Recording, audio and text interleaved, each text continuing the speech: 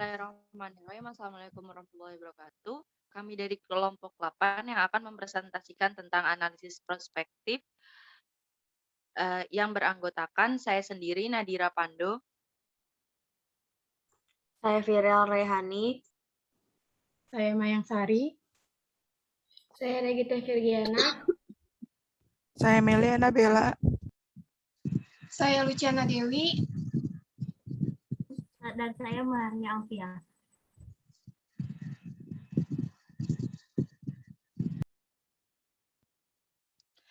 Analisis prospektif. Analisis prospektif merupakan langkah akhir dari proses analisis laporan keuangan.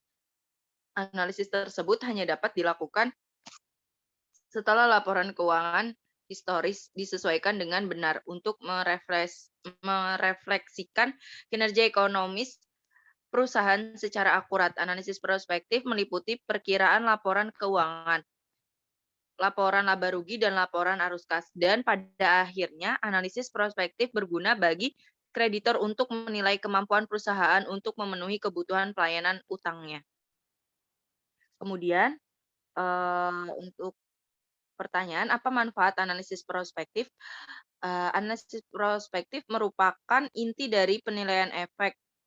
Analisis prospektif juga berguna untuk menguji ketetapan rencana strategis perusahaan dan berguna bagi kreditor untuk menilai kemampuan perusahaan untuk memenuhi kewajibannya.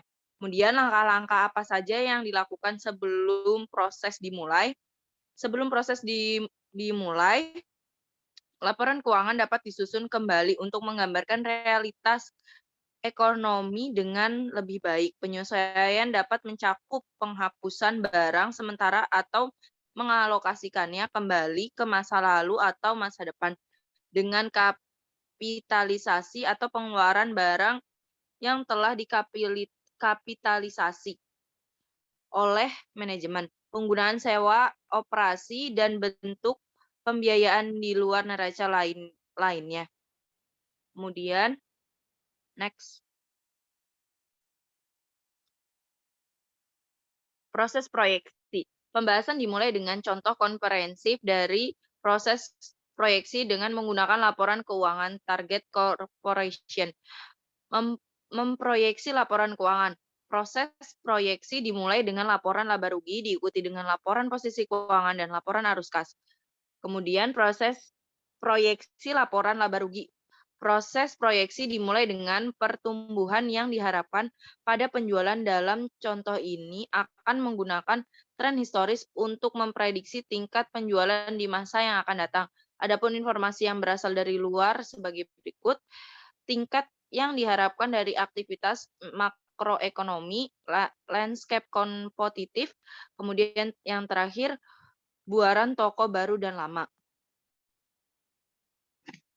Kemudian di tampilan 9.1 ada laporan laba rugi target compression, itu laba bruto didapat dari penjualan dikurangi beban pokok penjualan di tahun 2015 dengan jumlah $15.394, 2004 $13.636, dan 2003 sebanyak $11.912.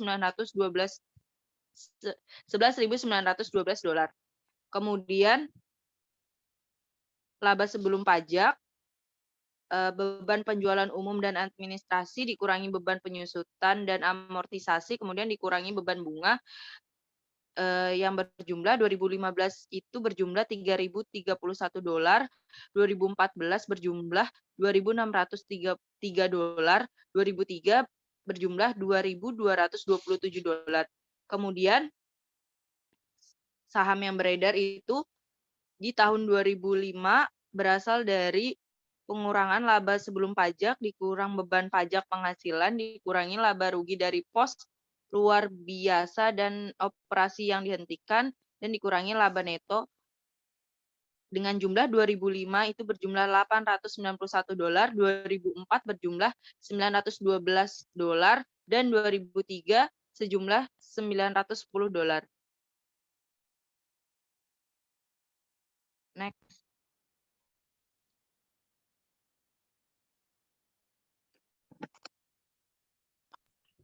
Tampilan 9.2, langkah-langkah dalam proyeksi laporan laba rugi.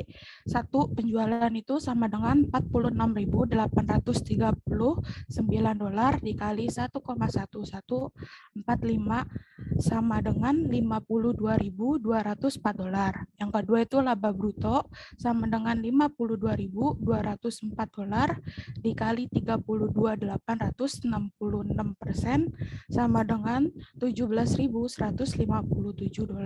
Yang ketiga, beban pokok penjualan sama dengan $52.204 dikurangi $17.157 sama dengan $35.47.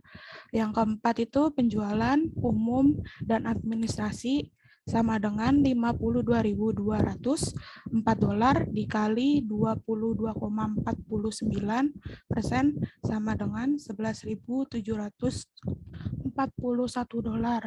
Yang kelima, penyusutan dan amortisasi sama dengan $22.702 dikali 6,333% sama dengan $1.410. Yang keenam, bunga sama dengan $9.538 dikali 5,173% sama dengan $493. Yang ketujuh, laba sebelum pajak sama dengan $17.157 dikurangin $11.741 dikurangin $1.410 dikurangin $493 sama dengan $3.513. Yang kedelapan, beban pajak sama dengan $3.513 dikali 37,809% sama dengan $1.328. Yang kesembilan, pos luar biasa dan operasi dihentikan, jadi sama dengan tidak ada saldo. Yang ke-10 itu laba neto sama dengan $3.503 dikurangi 1.328 sama dengan $2.185. Next. Proyeksi laporan posisi keuangan. Yang pertama itu adalah laporan posisi keuangan target untuk tahun 2003 sampai 2005 disajikan pada tabel 9.3 bersama dengan rasio terpilih. Yang kedua, diproyeksikan aset lancar melainkan dengan menggunakan proyeksi penjualan atau beban pokok penjualan dan rasio perputaran yang sesuai seperti dijelaskan di bawah ini. Yang ketiga, diproyeksikan kenaikan aset tetap dengan estimasi pengeluaran modal yang diambil dari tren historis atau informasi yang diperoleh dari bagian MD dan A pada laporan tahunan. Yang keempat, diproyeksikan liabilitas jangka pendek selain utang dengan menggunakan proyeksi penjualan atau beban pokok penjualan dan rasio perputaran yang sesuai seperti yang dijelaskan di bawah ini. Yang kelima, diperoleh bagian jatuh tempo utang jangka panjang dari catatan kaki utang jangka panjang. Yang keenam, diasumsikan utang jangka pendek lain tidak berubah dari saldo tahun sebelumnya, kecuali mereka menunjukkan tren yang diketahui. Next.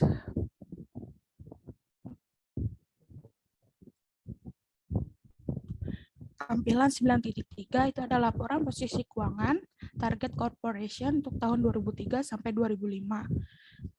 Total aset tahun 2005 itu sebesar $32.293. Untuk tahun 2004 itu sebesar $31.416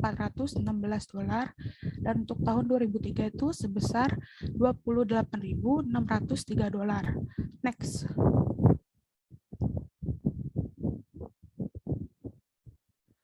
Dan total liabilitas dan ekuitas tahun 2005 itu sebesar $32.293.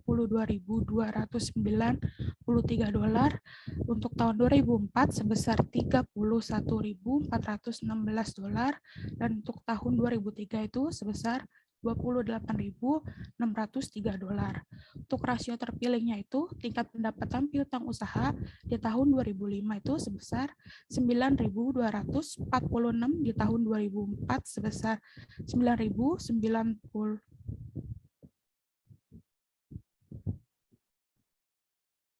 94 dan di tahun 2003 sebesar 6.722. Lalu di tingkat pendapatan presiden di tahun 2005 itu sebesar 5.840. Lalu di tahun 2004 itu sebesar 6.266 dan di tahun 2003 sebesar 5.357. Lalu tingkat perputaran utang usaha di tahun 2005 itu sebesar 5.441. Lalu untuk tahun 2004 itu sebesar 5.728 dan untuk tahun 2005 itu sebesar 5.444. Lalu tingkat perputaran yang masih harus dibayar di tahun 2005 itu sebesar 28.683. Lalu untuk tahun 2004 sebesar 32.628 dan di tahun 2003 yaitu sebesar 24.214. Lalu ada utang pajak atau beban pajak pada tahun 2005 sebesar 26.527%. Lalu tahun 2004 itu sebesar 122.663% dan di tahun 2003 itu sebesar 37.485%. Lalu ada dividen per saham pada tahun 2005 itu sebesar $0,310. Lalu tahun 2004 itu sebesar $0,250. Tahun 2005 yaitu sebesar $0,240. Lalu ada pengeluaran modal pada tahun 2005 sebesar 3.012, lalu tahun 2004 sebesar 2.671, untuk tahun 2003 itu sebesar 3.189, dan yang terakhir itu ada capex atau penjualan di tahun 2005 mendapatkan angka sebesar 6.431%, lalu untuk tahun 2004 itu mendapatkan angka sebesar 6.356%, dan di tahun 2003 itu mendapatkan angka sebesar 8.524%.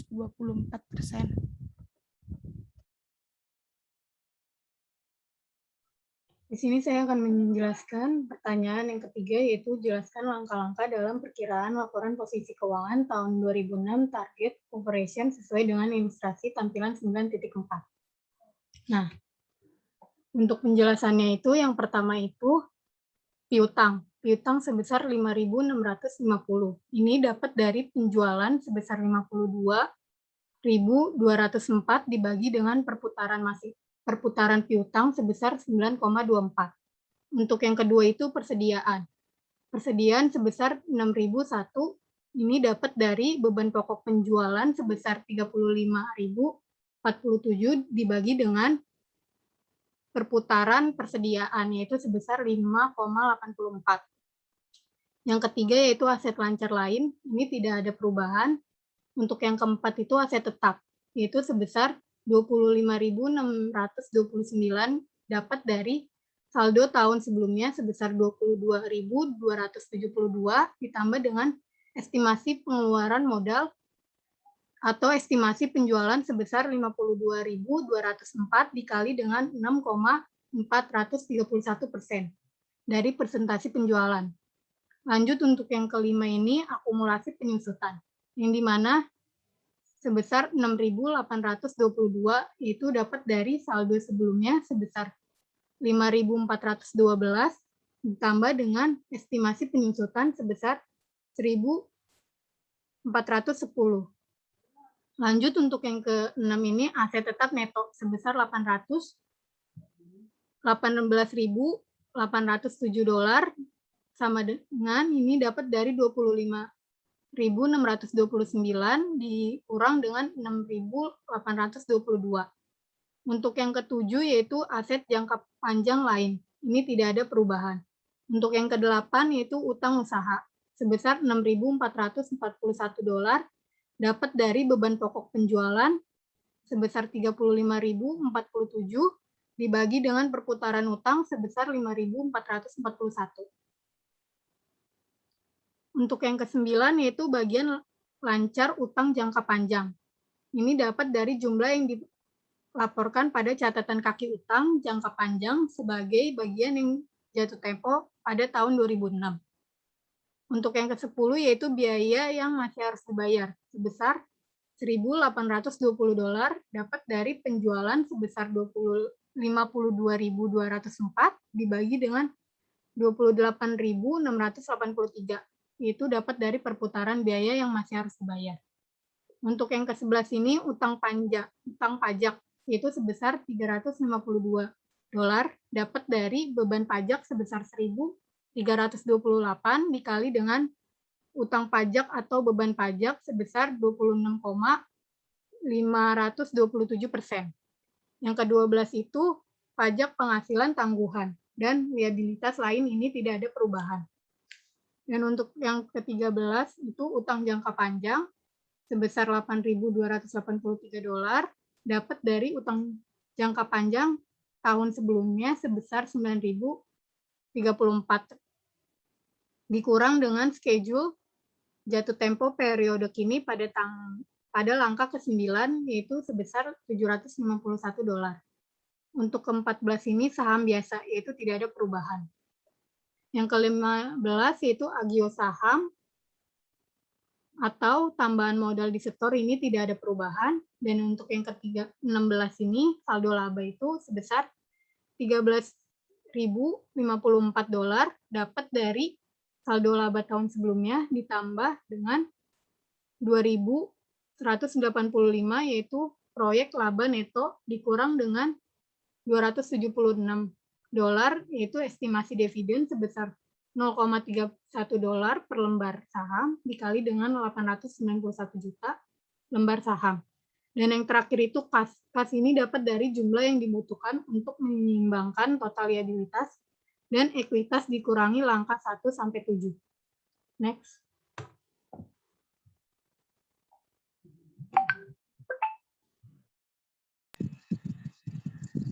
Saya akan menjawab pertanyaan nomor 4, tampilan 9.5, langkah-langkah proyeksi laporan arus kas target corporation.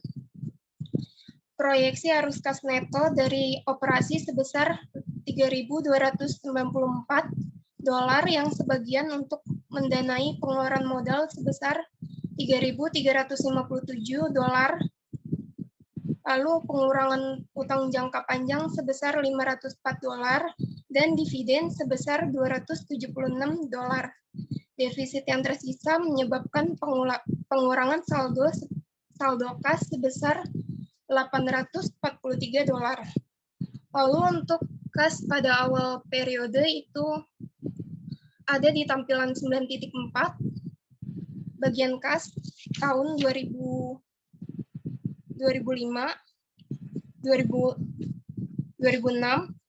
Lalu untuk kas pada akhir periode sebesar $1.402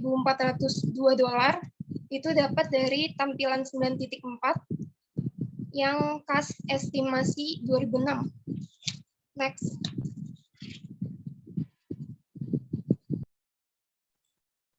Analisis sensitivitas. Proyek laporan keuangan didasarkan pada hubungan yang diharapkan antara pos laporan laba rugi dengan pos neraca. Dalam contoh ini digunakan rasio terakhir karena operasi. Namun, hal tersebut seringkali digunakan untuk memvariasikan asumsi-asumsi ini untuk menganalisis dampak pada kebutuhan pendanaan, imbal hasil atas aset dan ekuitas, dan lain-lain. Contohnya, jika diasumsikan kenaikan pada pengeluaran modal sebesar 7,5% dari penjualan, maka pengeluaran modal akan naik menjadi $3,5 miliar.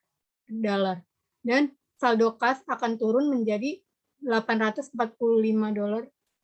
juta, 2,4% dari total aset dan di bawah tingkat tahun sebelumnya. Selanjutnya saya akan menjawab soal yaitu jelaskan penerapan analisis prospektif pada model penilaian laba residu untuk saham Sliminex. Nah, jadi di sini itu ada rumus untuk penerapan analisis prospektif pada model penilaian laba residu, yaitu rumusnya VT sama dengan BVT tambah E dikali RI T ditambah 1 dibagi 1 ditambah K pangkat 1. Dan seterusnya. Di mana BV adalah nilai buku pada akhir periode T, RI T ditambah N adalah laba residu dalam periode T tambah N, dan K adalah biaya modal. Laba residu pada waktu T ditentukan sebagai laba neto komprehensif, dikurangi pembebanan atas nilai buku awal, yaitu RIT sama dengan NIT dikurang K dikali BVT dikurang 1. Ini ada tampilan 9.6 di mana penilaian saham biasa Siminex, pertumbuhan penjualannya dari 2004 hingga 2011. Angka historisnya, pertumbuhan penjualan pada tahun 2004 sebesar 8,50%, lalu pada tahun 2005 sebesar 8,6957%, lalu horizon perkiraan pada tahun 2006 pertumbuhan penjualannya 8,90%, pada 2007 9,10%, 2008 8%, 2009 7%, 2010 6%, dan tahun terminal 2011 pertumbuhan penjualannya 3,50%. Lalu margin laba neto dibagi penjualan, angka historis pada tahun 2004, margin laba netonya 9,05%, lalu pada 2005 9,1554%. Lalu margin laba neto pada horizon perkiraan tahun 2006 sebesar 9,20%, lalu pada 2007 9,40%, pada tahun 2008 9,40%, 2009 9,40%, dan 2010 9,40%. Lalu tahun terminalnya margin laba netonya 9,40%. Proses penilaian atau valuasi membutuhkan laba neto di masa depan dan nilai buku dari ekuitas pemegang saham. Model penilaian membutuhkan estimasi 6 parameter sebagai berikut. Pertama, pertumbuhan penjualan. Lalu kedua ada margin laba neto dibagi penjualan, perputaran modal kerja neto, penjualan dibagi dengan modal kerja neto, perputaran aset tetap, penjualan dibagi dengan aset tetap, leverage keuangan, aset operasi dibagi ekuitas, dan yang terakhir biaya modal ekuitas. Nah, berdasarkan estimasi-estimasi ini, laba residu tahun 2006 diestimasikan sebagai proyeksi laba neto dikurangi ekuitas awal tahun dikali biaya modal ekuitas sebesar 12,5%. Didapat $6,278. $6.278. Mohon maaf. Itu didapat dari $8.856 dikurang $20.624 dikali 0,125 atau 12,5%. Tahun berikutnya, selama horizon perkiraan dihitung dengan cara yang sama. Setiap tahun selama horizon perkiraan kemudian didiskontokan pada biaya modal ekuitas, yaitu 12,5%. Sebagai contoh, faktor diskonto untuk tahun kedua dihitung sebagai berikut. 1 dibagi 1,125 pangkat 2 didapat 0,7901. Nilai sekarang untuk setiap tahun dalam horizon perkiraan dijumlahkan untuk mendapatkan nilai sekarang kumulatif sampai tahun 2010 sebesar $26.303. Laba residu yang diproyeksi pada tahun 2011 diasumsikan tumbuh pada tingkat inflasi sebesar 3,5%. Nilai sekarang anuitas didiskontokan ke tahun 2005 adalah sebagai berikut. $54.039 sama dengan $8.764 dibagi 0,125 dikurang 0,035 dikali 1,125 pangkat 2. Nilai estimasi saham biasa Siminex pada tahun 2005 adalah sama dengan nilai buku ekuitas pemegang saham, yaitu sebesar $20.624. Ditambah nilai sekarang laba residu, didapat total sebesar $100.966. Itu didapat dari $26.303 ditambah $54.039. Berdasarkan saham beredar sebanyak 1.737, nilai per lembar saham biasa Siminex adalah sebesar $58,13.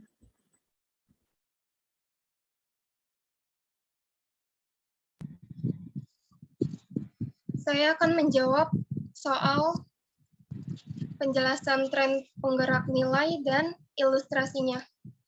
Model laba sisa menentukan harga saham sebagai nilai buku ekuitas pemegang saham ditambah nilai sekarang dari laba sisa residual income dikurang RI yang diperkirakan di mana R1T sama dengan NRT dikurang K dikali BVT dikurang 1. Laba sisa juga dapat dinyatakan dalam bentuk rasio yaitu di mana ROE dikurang N1T dibagi BVT dikurang 1.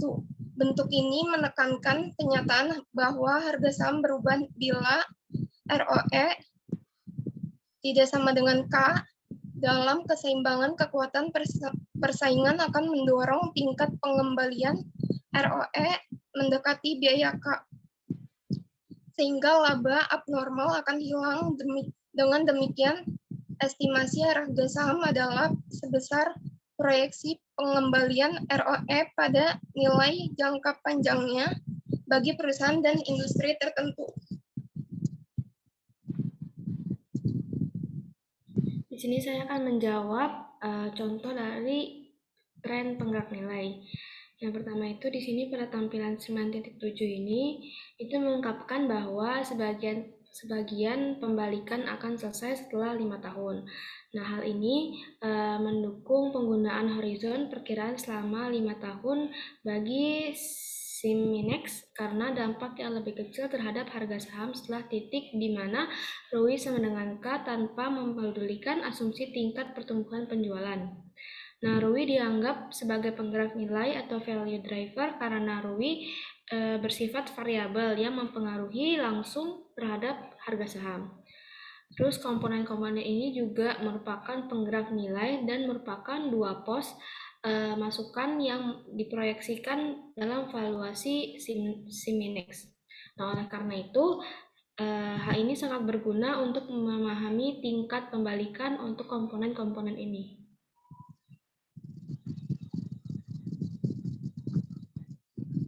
Next.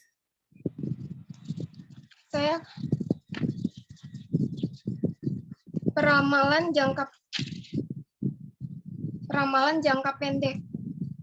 Peramalan jangka pendek merupakan alat yang digunakan untuk menganalisis likuiditas jangka pendek. Kegunaan ramalan jangka pendek yang pertama, internal manajer dan auditor digunakan untuk mengevaluasi aktivitas operasi saat ini dan masa depan. Yang kedua, eksternal kreditor jangka pendek guna menilai kemampuan perusahaan dalam melunasi utang jangka pendek. Analisis ini digunakan untuk menilai perusahaan dalam memenuhi kewajiban jangka pendek yang digunakan. Yang diragukan hal ini disebabkan jumlah dan kompleksitas faktor-faktor yang mempengaruhi arus kas masuk dan arus kas keluar yang tidak dapat diestimasikan secara andal dalam jangka panjang. Saya akan menjawab soal nomor 7, mengapa perkiraan kas jangka pendek sangat penting untuk analisis laporan keuangan. Karena bisnis yang sukses itu harus selalu memiliki kas liquid yang cukup untuk memenuhi kewajiban jangka pendek seperti pembayaran yang akan datang. Seorang manajer keuangan harus mampu menganalisis kas masuk dan keluar dari transaksi masa lalu untuk membuat keputusan penting. Beberapa situasi di mana keputusan juga harus dibuat berdasarkan cash flow, termasuk diantaranya memperkirakan defisit kas untuk melunasi hutang atau menetapkan dasar untuk meminta kredit dari bank. Selain itu, jika ingin berencana untuk mendapatkan pinjaman atau jalur kredit, itu tuh harus memerlukan laporan arus kas terkini untuk dilampirkan sehingga perkiraan arus kas jangka pendek itu sangat penting untuk laporan keuangan.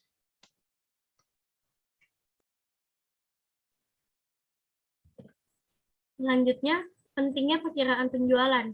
Keadaan perkiraan kas tergantung pada kualitas perkiraan penjualan, dengan sedikit pengecualian seperti Dana dari pendanaan atau dana yang digunakan dalam aktivitas investasi.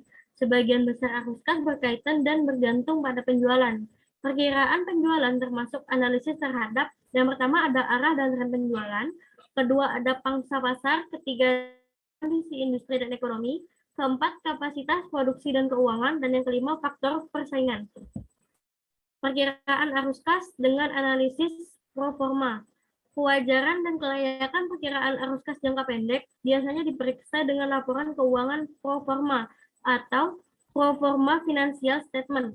Untuk mencapai hal ini, dapat menggunakan asumsi perkiraan arus kas yang mendasar untuk menyusun laporan keuangan pro forma untuk periode yang diperkirakan dan laporan posisi keuangan pro forma pada akhir periode pendanaan.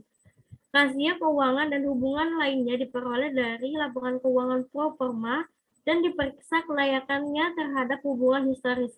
Perbandingan ini harus mengakui penyesuaian untuk faktor-faktor yang diperkirakan akan memengaruhi selama periode perkiraan kas.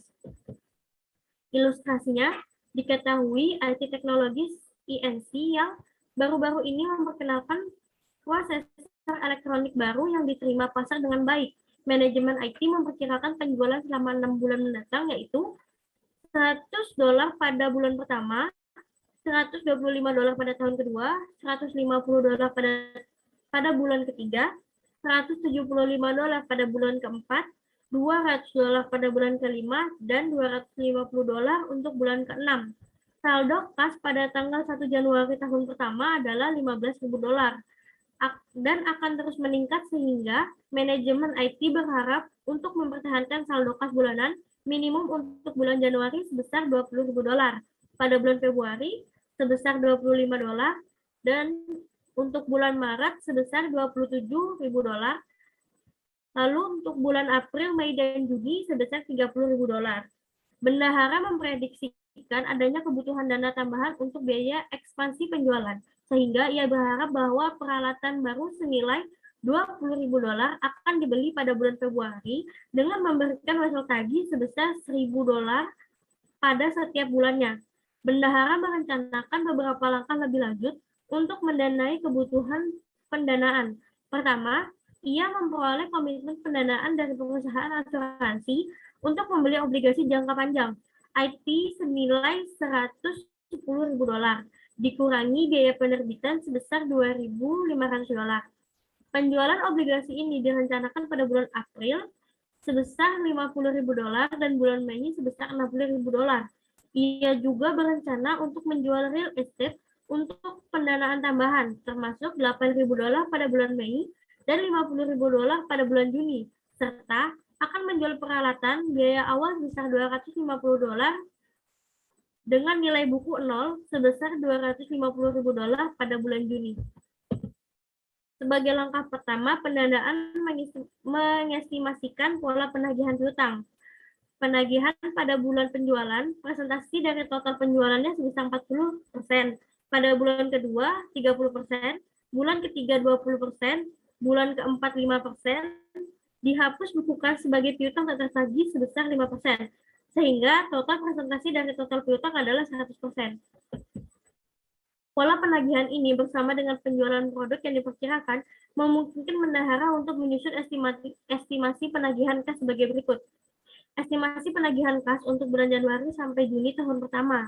Pada bulan Januari penjualannya sebesar $100.000, bulan Februari $125.000, pada bulan Maret $150.000, bulan April $175.000, bulan Mei $200.000, dan bulan Juni $250.000. Penagihan penjualannya pada bulan Januari, bulan pertama sebesar 40%, sehingga total penagihannya sebesar 40%.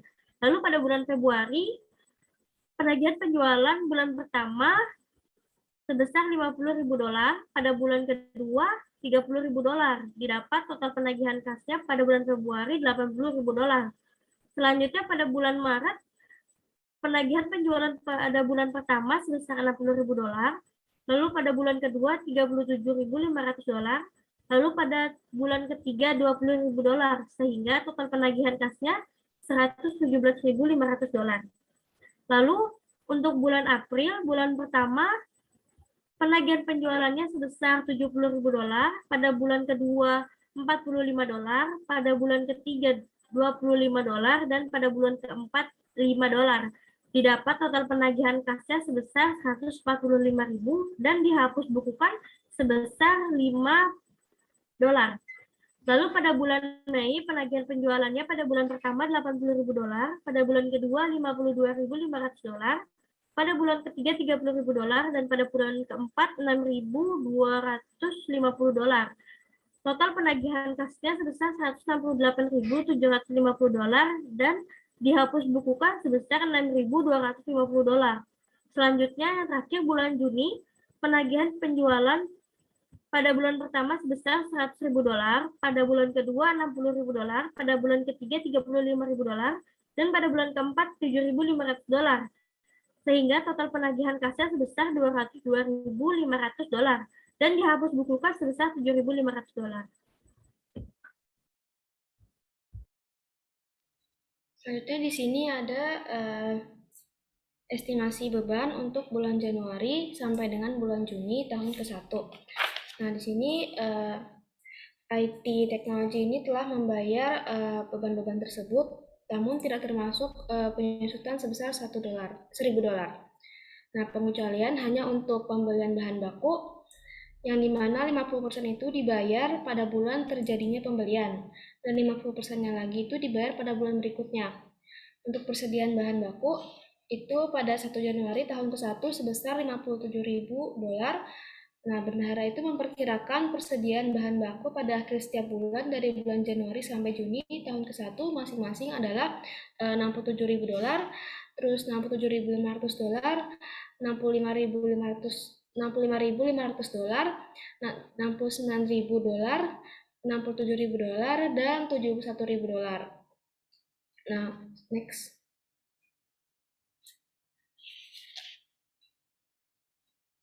Terus di sini untuk tampilan ini itu merupakan estimasi pembayaran kas untuk bahan baku, yang mana ini menunjukkan pembayaran yang diperkirakan tersebut. Nah, oleh karena itu prosesor elektronik diproduksi berdasarkan pesanan khusus, maka tidak ada persediaan barang yang jadi yang diperkirakan akan menumpuk. Next. Nah, di sini merupakan perkiraan kas dari bulan Januari sampai bulan Juni tahun ke-1. Nah, untuk kas saldo awalnya itu untuk bulan Januari 15.000, kemudian penagihan kasnya 40.000, total kas tersedianya itu 55.000. Untuk bulan Februari, saldo kas awalnya 20.000, penagihan kasnya 80.000, totalnya itu jadi 100.000. Terus yang untuk bulan Maret, yaitu saldo kas awalnya 25.750, penagihan kasnya 117.500, totalnya itu 143.250. Untuk bulan April 27.250, terus penagihan kasnya 145.000, kemudian penjualan obligasinya itu 47.500, totalnya untuk kas tersedianya itu 219.750. Kemudian untuk bulan Mei, saldo awalnya itu 30.580, kemudian penagihan kas itu 168.750, terus penjualan real estate-nya 8.000, penjualan obligasinya 60.000, totalnya menjadi 267.330. Nah, kemudian untuk bulan Juni itu saldo kas awalnya 30.895, penagihan kasnya 202.500, penjualan real estate-nya 50.000, penjualan peralatannya 25.000, totalnya sebesar 308.395.000. Nah, untuk yang penagihan kas itu totalnya nilai-nilainya itu diambil dari estimasi penagihan kas. Selanjutnya dikurangin dengan pengeluaran kas. Untuk yang bahan baku ini itu nilainya diambil dari tampilan estimasi pembayaran kas untuk bahan baku yang dinilai total pembayaran. Nah, di sini untuk yang bulan Januari itu ada bahan bakunya sebesar 20.000, kemudian tenaga kerjanya 25.000. Nah, tenaga kerja ini tuh nilainya diambil dari yang estimasi penagihan kas pada penjualan itu dikali dengan 25%. 25% itu dari estimasi beban. Jadi tenaga kerja ini tuh dia 25% dari penjualan. Nah, hasilnya itu 25.000. Terus overhead tetapnya 7.000. Overhead variabelnya itu 10.000. 10.000 itu dari yang 10% dikali 100.000. 10%-nya itu ada di estimasi beban untuk overhead variabel, terus yang 100.000 itu dari penjualan pada estimasi penagihan kas. Nah, kemudian untuk beban penjualannya 10.000, beban umum dan administrasinya 15.000, terus pajaknya itu 0, pembelian aset tetapnya 0, total pengeluaran kasnya menjadi 87.000. Begitupun dengan bulan-bulan berikutnya. Namun pada bulan Juni itu ada pajak. Pajak itu pajak gabungan dari negara bagian dan federal dengan tingkat suku bunganya 40%. Nah, pajaknya sebesar $19 yang dibayarkan pada bulan Juni dengan saldo yang masih harus dibayar. Selanjutnya ada saldo kas tentatif atau defisit. Untuk yang bulan Januari itu 32.000, terus kas minimum yang diperlukan 20.000, jadi totalnya itu 52.000 itu sebagai pinjaman yang diperlukan. Terus ada pembayaran kembali pinjaman, itunya 0, pembayaran bunganya 0, saldo kas akhirnya 20.000, saldo pinjamannya menjadi 52.000. Nah, di sini untuk pembayaran bunga itu, bunganya dihitung berdasarkan tingkat suku bunga 0,5% per bulan dan dibayarkan pada akhir bulan. Seluruh pinjaman dilakukan pada awal bulan. Next. Selanjutnya, tampilan 9A.5, IT Teknologi, laporan laba rugi pro forma. Penjualannya itu sebesar $1 juta. Lalu ada total beban pokok penjualan itu didapat sebesar $698.000 didapat dari penjumlahan dari bahan baku, tenaga kerja, dan overhead. Lalu ada laba bruto sebesar $302.000 didapat dari penjualan dikurang total beban pokok penjualan. Lalu ada beban operasi sebesar $240.750 yang didapat dari total beban-beban, ya ada beban penjualan, beban piutang tak tertagih, beban umum dan administrasi. Lalu beban operasi itu sebesar $61.250 itu diperoleh dari laba bruto dikurang beban operasi.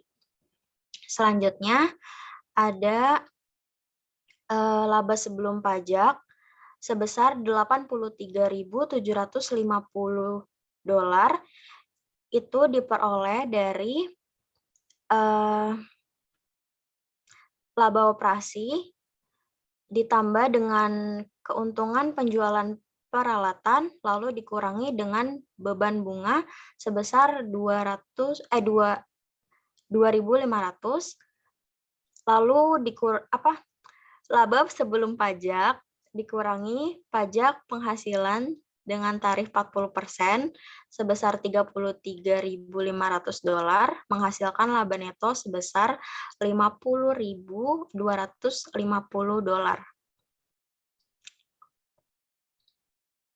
Lalu ini ada laporan posisi keuangannya. Untuk bagian aset, akrual 1 Januari tahun ke-1, kasnya sebesar $15.000, lalu piutang usaha sebesar $6.500 dan persediaan bahan baku sebesar $57.000. Total aset lancarnya sebesar $78.500. Lalu ada aset tetap neto sebesar $228.000 itu diperoleh dari penjumlahan antara real aset dan aset tetap lalu dikurangi akumulasi penyusutan. Untuk total aset itu diperoleh dari total aset lancar sebesar $78.500 ditambah aset tetap neto $228.000 ditambah aset lain $3.000 menghasilkan total aset sebesar $309.500. Lalu untuk proforma 30 Juni tahun pertama, total aset lancarnya sebesar 349.250 diperoleh dari total kas ditambah piutang usaha ditambah dengan persediaan bahan baku. Lalu untuk aset tetap netonya sebesar $184.000 itu diperoleh dari aset tetap dikurangi akumulasi penyusutan. Lalu total asetnya itu diperoleh dari total aset lancar sebesar $349.250 ditambah aset tetap neto $184.000 ditambah aset lain sebesar $3.000, lalu biaya penerbitan obligasi tangguhan sebesar $2.500 menghasilkan total aset sebesar $538.750. Ini untuk liabilitas dan ekuitasnya. Akrual 1 Januari tahun pertamanya, total liabilitas jangka pendeknya itu diperoleh dari penjumlahan antara utang usaha dan wesel bayar sebesar $30.500. Lalu untuk saldo labanya itu diperoleh dari penjumlahan antara utang jangka panjang ditambah saham biasa dan saldo laba menghasilkan $279.000. Untuk total liabilitas dan ekuitasnya adalah total liabilitas jangka pendek sebesar $30.500 ditambah $279.000 sama dengan $309.500.